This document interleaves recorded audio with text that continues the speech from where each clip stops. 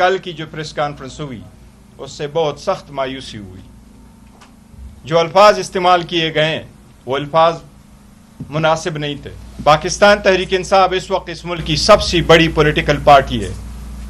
اس کے رہبر اور رہنما اور لیڈر چیئرمین چاہے وہ جیل میں چاہے وہ جیل سے باہر ہے وہ عمران احمد خان نیازی ہے. ملک کے 70% عوام اس کے ساتھ جڑے ہوئے ہیں. وہ ملک قوم اور جمہوریت کے لیے اس وقت سیاسی بنیادوں پہ بنائے گئے کیسز میں بند ہے.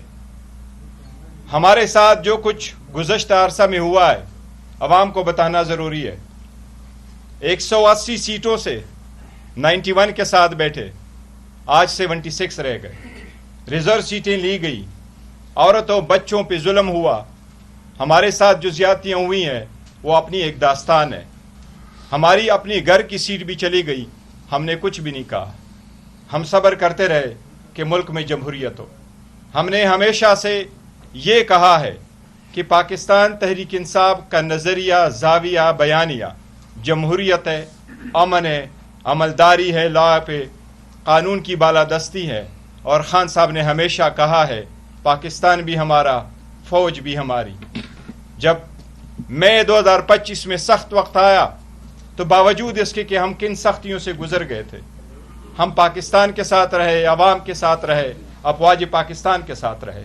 ہم نے ان کے رول کو سراہا, ہم ان کے ساتھ کھڑے رہے, اور ہمارے ہی کچھ کنٹریبیوشن نے اس ملک کو ایک بہت بڑے کامیابی سے ہمکنار کیا.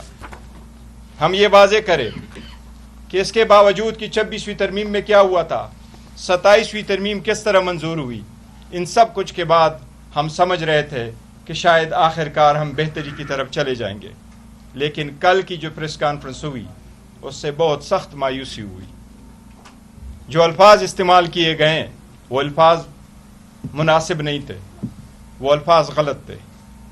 ایک بڑی پولیٹیکل پارٹی, اس کی لیڈرشپ یا وزیر اعلیٰ KPK کے بارے میں اشارتاً بھی کچھ ایسے الفاظ کا استعمال ہونا, ایسے بڑے ادارے کے بڑے افسر کی طرف سے آنا جمہوریت کے لیے بدقسمتی ہے, اچھا شگون نہیں ہے.